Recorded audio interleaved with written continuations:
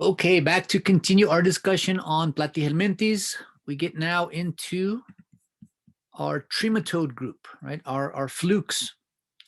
So Trematoda, right? Flukes are going to be in contrast to the non-parasitic, the predatory planarians. Now we shift over to a parasitic form that is significant, right? And we're going to deal with some interesting aspects with these flukes.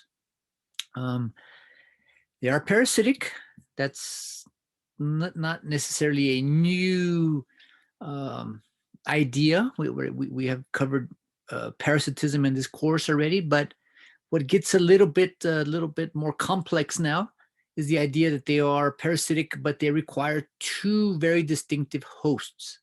So they need two separate hosts with different ecologies, different body temperatures, in order for them themselves to complete their life cycles, right? So for whatever reason, they've co-evolved, they've kind of specialized on snails as one of their hosts. So there's a lot of coevolution in habitats and ranges where we have snails that are going to be afflicted with these trematode parasites. We do kind of see the same shape as a planarian. We can see that sort of bifurcated gastrovascular cavity, but there's some more details that we see within these flukes. So we look then at a new concept as far as what we've covered this semester. So within one individual organism, we're going to have the production of sperm, and we're going to have the production of eggs. So when we deal with flukes, we look at the idea that flukes are going to be hermaphroditic, right? They have both male and female parts within the same organism. So there can be sexual reproduction, but not necessarily self-fertilization. So a fluke will have to meet a distinctive fluke, and then they would be fertilizing at the same time they're being fertilized. So very, very good at multitasking, I guess, yeah? So the idea here of our sort of mouth part, again, not necessarily a mouth part per se, but an attachment site. We have our sort of double sexed type of organs internally. And again, just the interesting ecology that we see with these flukes. So as we mentioned, at some point in their life cycle, here we have, the worms. There's a little male, female kind of integrated. Once that they reproduce, typically it's a warm-blooded host. In this case, it could be a human, it could be a bird. They basically mature. The flukes mature in the blood vessels of the intestine, so sort of an intestinal aspect.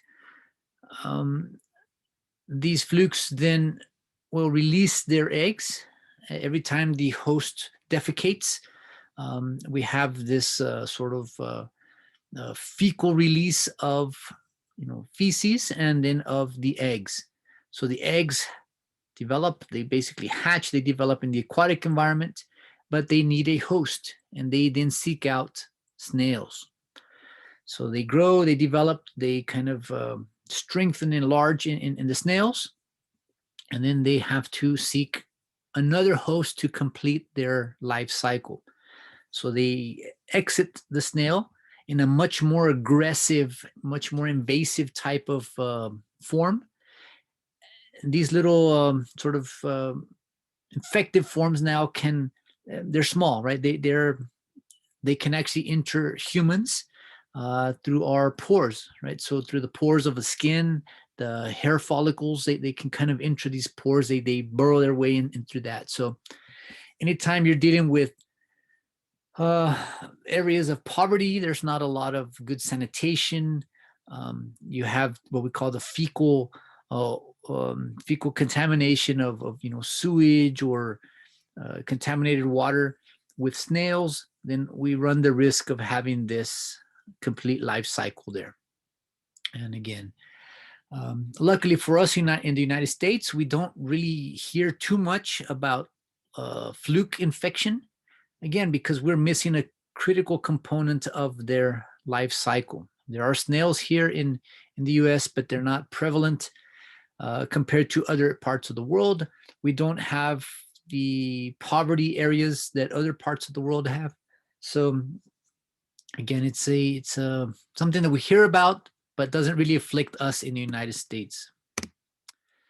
If we go to other parts of the world, in about 74 countries, about 200 million people each year do have to deal with these fluke infections, right? And there's a really notorious genus that we call Schistosoma.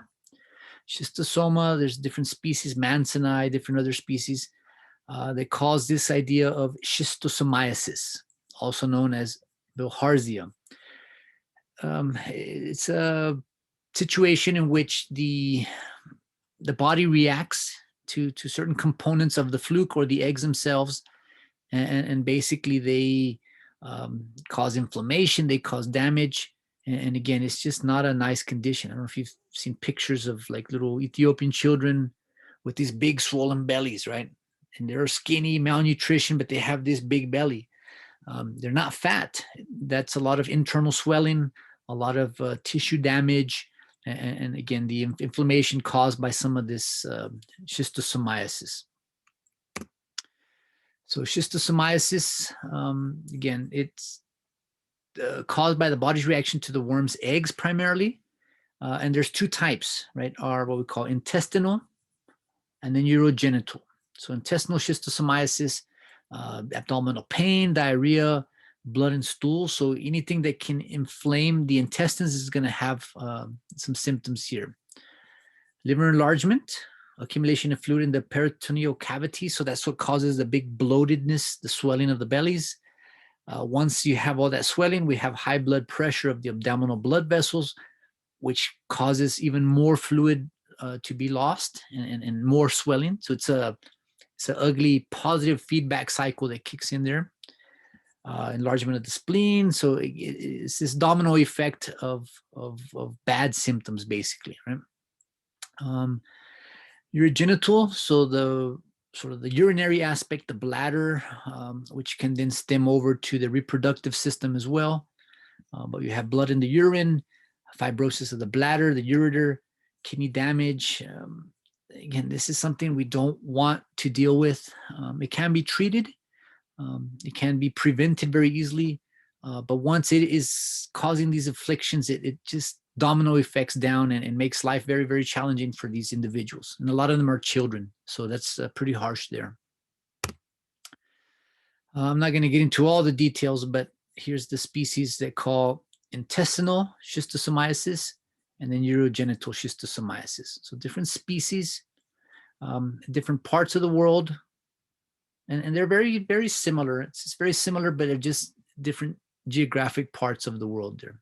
So if you're interested, look more into that. If you travel to some of these parts of the world, just be aware of some of these risks.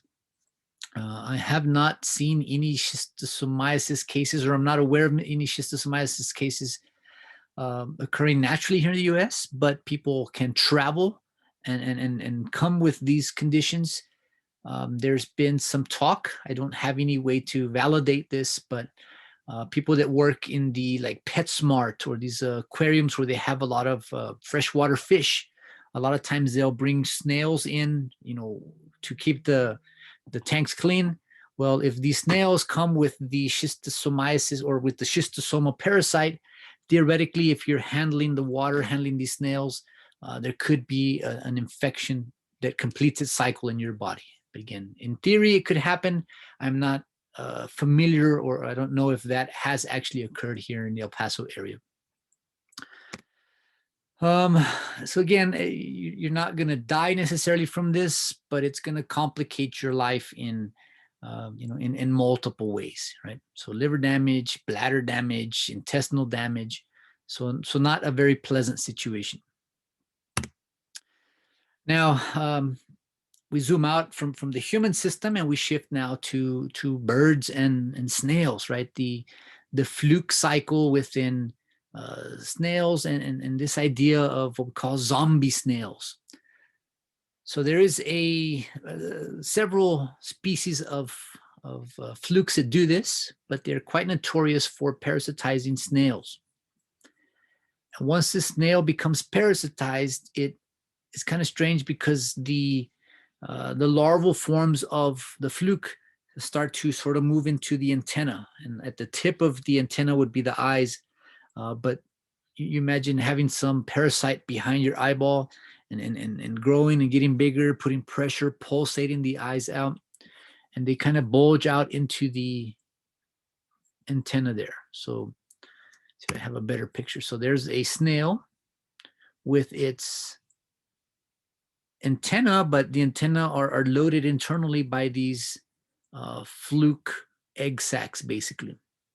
So once they start compressing the brain, once they start affecting the snail, that's what they call it, a zombie snail. The snail changes its behavior, loses its sort of cautionary behavior, forgets to be careful, and it goes out. It doesn't hide. It puts itself at greater risk to become prey for some other organism, another bird or something. And basically, it's the manipulation of the fluke that wants this snail to go out, get eaten by a bird, so those eggs could then get into another system and complete its life cycle, in another host. So it's an interesting strategy, the manipulation of an organism by a parasite. So wow. So mind control, behavior control by a parasitic infection. So that's going to open the door for other types of discussion that we're going to get into later in the semester. So again, just different pictures, but all of these showing the egg sacs, egg cases within the antenna of these snails. So I'll try to show a little video of these and kind of give you a little bit more insight on how that works. So with that one, let me stop it here, and I'll cover the last group of our platyhelminthes.